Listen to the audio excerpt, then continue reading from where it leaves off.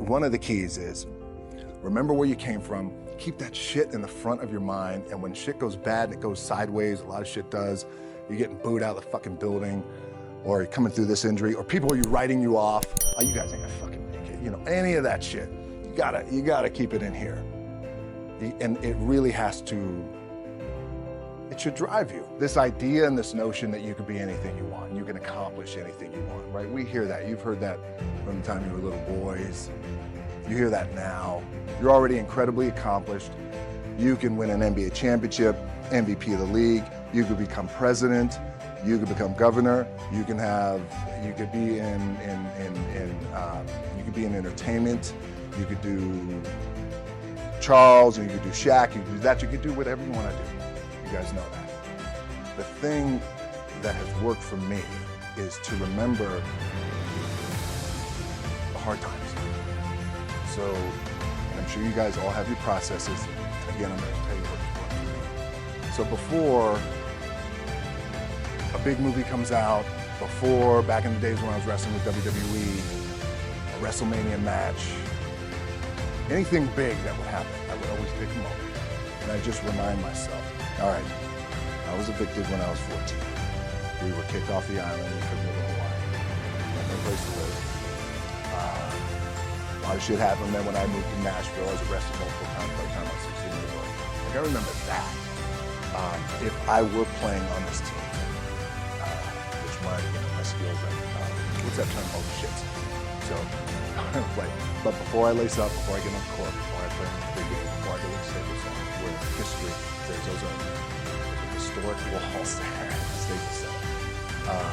I would remember that, and it allows me then to be present in the moment and understand, holy shit, the stuff I have around me right now, this is the shit that I dreamed of when I was a kid. I am here. I played for University of Miami, played for great teams.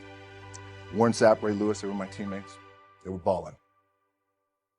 Warren Sapp was playing tight end that time. I was starting defensive tackle. Yeah, they moved him over to D-line. And he looked at me, he's like, yo, dude, I'm gonna take your spot. I said, you ain't taking my fucking spot. He said, I'm gonna take your spot. We battled, and he took my spot.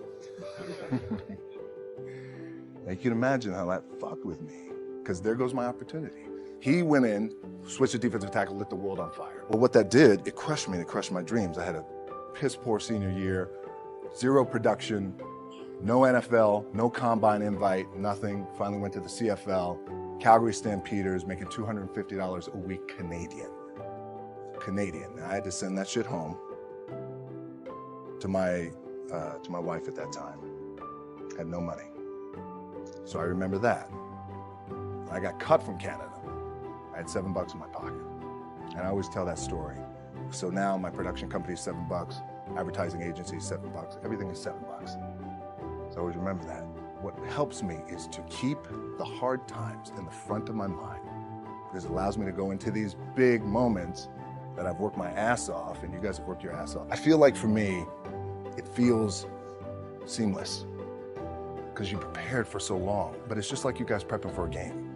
That's the fun part. That's where it's like, fuck, it's fun, man. People are paying their hard-earned dollars to come see you. They're cheering, they're going bananas, they're booing the shit out of you or on the road. That's fun.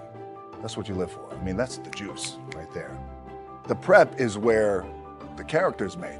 And I just don't mean the character I play, I mean the character in here. So for me, the prep is getting with the director, getting with the producers, getting with the writers, so in essence, it's like getting with all your coaches and your different position coaches and all the meetings that you have to have, right? So that's the work you put in.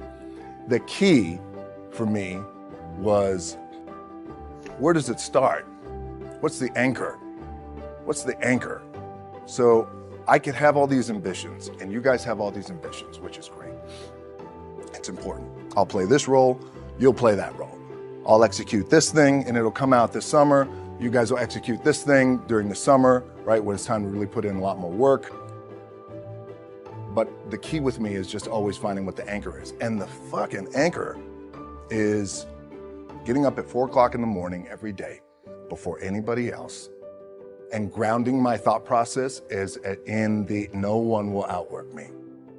No one. I love and I respect you guys. Motherfuckers won't outwork me. all starts with this.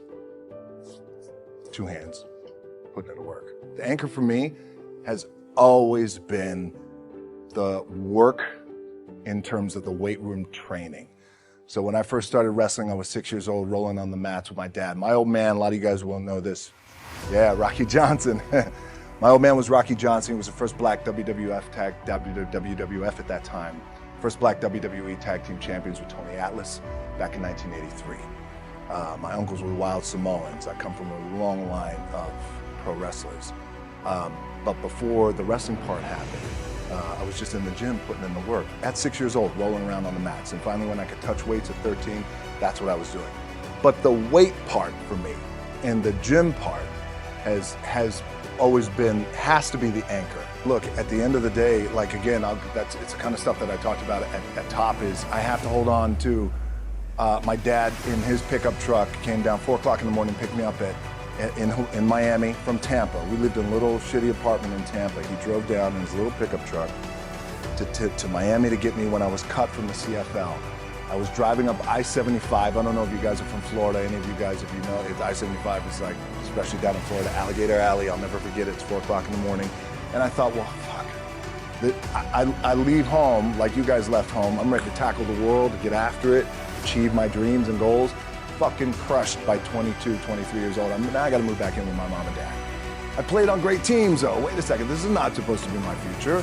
I'm supposed to be in the NFL right now. I'm supposed to be making a lot of coin and buying my parents shit, buying me shit, taking care of my wife, but it never happened. So I pulled out my wallet, I thought, well, let me see how much money I had. I opened it up, I had a 5, a 1, and change. I'm not fucking around, and well, at least I rounded up to $7. But I thought, God, this bitch, I got $7 in my pocket. Where the fuck do I go now? What do I do? I can't go back to CFL, because you know, point comes where you hear that voice, big run's over. You know, you're done, right? So I heard that voice. So as Coach was saying, man, I hold on to that shit. I'm telling you, I keep my back as up against this motherfucker. We laugh, we joke, we have a good time. Press is always fun to do. Sometimes you got to make it fun. That's another thing. You got to do your best to make press fun if you can. But my back is still up against this motherfucker. I do not forget it. What this also helps me do, and again, it works for me, is at some point, you gotta be fucking tired of not being number one. You have to be, and you gotta fucking play angry, and I play angry. Now, I'm cool and calm with my approach, and when I step out on my field, which is a set, or, you know, like, there's some, and you're always gonna have haters, and haters are like, well, God damn, man, how many movies are you gonna make, or how much shit are you gonna do? Like, you do a lot of shit. I say, yes, it's my ambition. Of course, why not? I could do it. Yeah, I love what I do. Not only that, but in what world do we not work every day? You guys in the off season, you gotta work every fucking day.